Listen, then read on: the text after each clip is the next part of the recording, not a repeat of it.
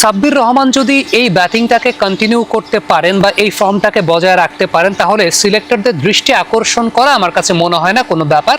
আমি প্রত্যাশা করব সাব্বির রহমান ক্রিকেটটার ব্যাপারে একটু সিরিয়াস হবেন এবং যেই ফর্মে তিনি আছেন ইনশাল্লাহ সেই ফর্মটাকে তিনি কন্টিনিউ করার চেষ্টা করবেন। কারণটা হচ্ছে আমাদের দেশে যারা আসলে ওয়ানডে ফর্মেটটাতে 6 বা 7-এ ব্যাটিং করেন, ডোমেস্টিক ক্রিকেটে সেই সমস্ত ব্যাটসম্যানরা ব্যাটিং করেন 3, 4 কিংবা 5-এ, যে কারণে ওই 6-7-এর ব্যাটিং টেম্পো যেটা সেটা ঠিক মতো মেনটেন করতে পারেন না। এখন অনেকে বলবেন হয়তো বা বিগ হিটিং এর কথা, আমি বিগ হিটিং এর কথা বলছি না। 6 বা 7 নম্বরে ব্যাটিং করার কিছু ডিসিশন মেকিং এর ব্যাপার আছে এবং সেই ডিসিশন মেকিংটা অনেক বেশি মাত্রায় মনস্তাত্ত্বিক। সাপোজ একজন ব্যাটসম্যান যখন 3 বা 4-এ ব্যাটিং করছেন, তিনি জানেন যে তিনি কিন্তু লাস্ট রেকগনাইজড ব্যাটসম্যান না, তারপরও আরো 2-3 জন বা 4 জন ব্যাটসম্যান আছেন, তিনি অনেক সাহসী শট খেলতে পারেন। ওই ব্যাটসম্যানটাকে যখন আবার আপনি 6-7-এ ব্যাটিং করাচ্ছেন তখন কিন্তু মনস্তাত্ত্বিকভাবে তার মধ্যে একটা প্রেশার কাজ করে যে আলটিমেটলি আমার পরে তো আর ব্যাটসম্যান নাই, আমি চাইলে এখন সুইপ করতে পারবো না, রিভার্স সুইপ করতে পারবো না। তবে যে সমস্ত ব্যাটসম্যানরা রেগুলারলি 6-7-এ ব্যাটিং করেন তারা ওই টেম্পোটা জানেন, তারা জানেন যে ঠিক আছে আমার পরে ব্যাটসম্যান না থাকলেও তাদের মাসেল মেমোরিতে এটা বিল্ড আপ করা থাকে যে কোন সময় সুইপ শট খেলতে হবে, কোন সময় রিভার্স সুইপ করতে হবে, কখন স্কুপ করতে হবে, বা তারা ওই ডিসিশন মেকিংটা অনেক তাড়াতাড়ি নিতে পারেন। যেটা সত্যি কথা বলতে যে সমস্ত ব্যাটসম্যানরা বেসিকলি 4-5-এ ব্যাটিং করেন ডোমেস্টিক ক্রিকেটে, তারা হঠাৎ করে গিয়ে ইন্টারন্যাশনাল লেভেলে 6-7 ওই ব্যাটিংটা করতে পারেন না। আজকে যদি আমি একটু আপনাদেরকে দেখাই তাহলে মেহেদী রানাকে, একজন পেস বোলারকে সাব্বির রহমান সুইপ শট করেছেন। এখন এই যে সুইপ শট করার জায়গাটা আমরা লাস্ট ওয়ানডে সিরিজটা যখন দেখলাম যে আফিফ তো সুইপ শট করতেই যাচ্ছেন না, এখন যাচ্ছেন না কেন? আফিফ কি সুইপ শট করতে পারেন না? প্রিমিয়ার লিগে তো করেন, প্রিমিয়ার লিগে করেন, তার পেছনে কারণটা হচ্ছে প্রিমিয়ার লিগে ব্যাটিং করেন 4-এ। এখন 4-এ ব্যাটিং করে ওই রিস্কি শট তিনি অ্যাটেম্প করতে যেতে পারেন কারণ তার মনস্তাত্ত্বিক প্রেশারটা নাই যে ঠিক আছে আমার পরে তো আরো 2-3 জন ব্যাটসম্যান আছে। কিন্তু যখন ইন্টারন্যাশনাল ক্রিকেটে he is the last recognised batsman এবং ওই ব্যাপারে তার অভ্যস্ততা নাই, তখন তিনি ওই সুইপ শটের অ্যাটেম্পটাই করতে যেতে পারেন না।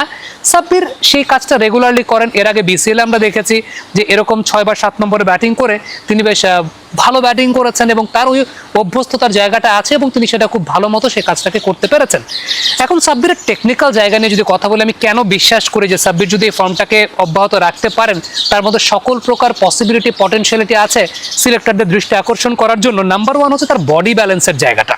প্রত্যেকটা শট যখন সাব্বির করছেন আপনি খেয়াল করে দেখবেন তার বডি ব্যালেন্সটা সবসময় স্টেবল। এবং আপনি যদি বাংলাদেশ ক্রিকেটের পার্সপেক্টিভে চিন্তা করে থাকেন তাহলে বাংলাদেশ ক্রিকেটের শট খেলার সময় এত স্টেবল বডি ব্যালেন্স আমি আসলে অন্য কোনো ব্যাটসম্যানকে দেখি না। দেখেন একটা কথা আমরা প্রায় বলি, অফের বল লেগে টেনে খেলতে গিয়ে আমাদের ব্যাটসম্যানরা আউট হন। হ্যাঁ, অফের বল লেগে খেলতে যাওয়াটা বা এটা একটা রিস্কি অ্যাটেম্প, কিন্তু সেটা এক্সিকিউশন যদি আপনি করতে পারেন আপনার চাইতে স্কিলফুল ব্যাটার তো কেউ নাই।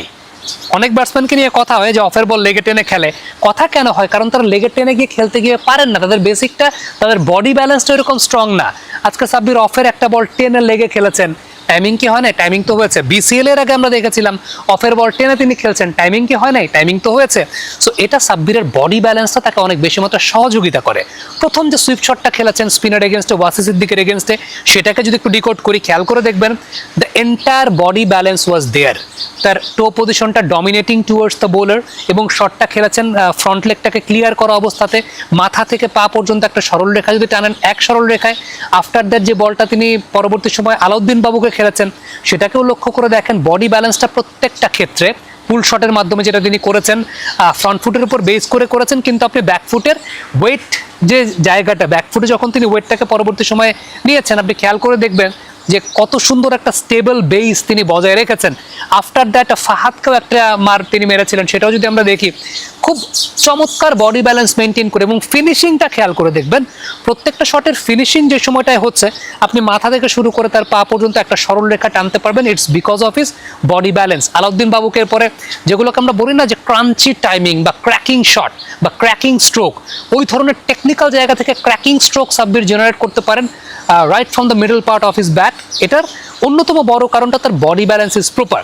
আবারও বলি 6-7 নম্বরের ব্যাটসম্যানের 2 ধরনের রোল থাকে, একটা থাকে ড্যামেজ রিপেয়ার আর একটা থাকে এক্সেলারেশন।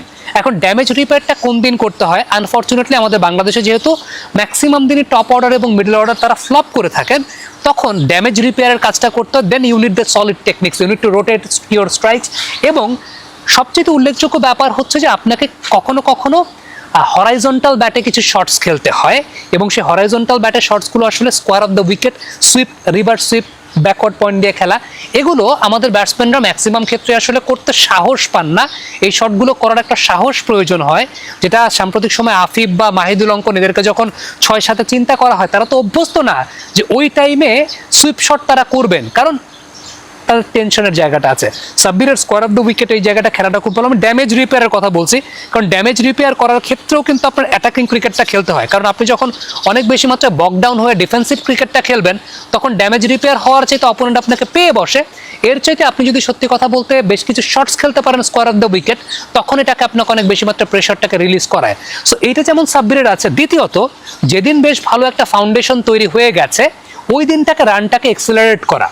রানটা হয়তো বা ওইরকম একজন ব্যাটসম্যান না থাকলে পরে 265-70 হতো, ওইরকম একজন ব্যাটসম্যান যদি ওই দিন ক্লিক করে যান, সেটা হয়তো বা 300-র কাছাকাছি কোনো একটা টোটাল হবে। সো এই বিষয়টা, এই দুইটা রেসপন্সিবিলিটির জন্য আমার কাছে মনে হয় যে এই পার্টিকুলার পজিশনটা that is a very specialised batting position, এবং whoever bats there at domestic level, আমার কাছে মনে হয় he should be promoted at the international level, এবং ওইটাই আমাদের সিলেক্টরদের দৃষ্টি আকর্ষণ করাটার একটা বড় জায়গা হওয়া উচিত। বাট অ্যাপার্ট ফ্রম দ্যাট, আমার কাছে মনে হয় যে first of all Sabbir Rahman he has to be very much serious about his cricket, এবং এই যে ফর্মটা যেটা তিনি আজকের এই ম্যাচে দেখিয়েছেন, এর আগে আমরা বিসিএল এ দেখেছিলাম, Sabbir Rahman he should believe that yes, I have the capability to come back and I want to come back to the national side. এটা তার বিলিভ করাটা আগে সবচেয়ে বেশি জরুরি বলে আমার কাছে মনে হয়।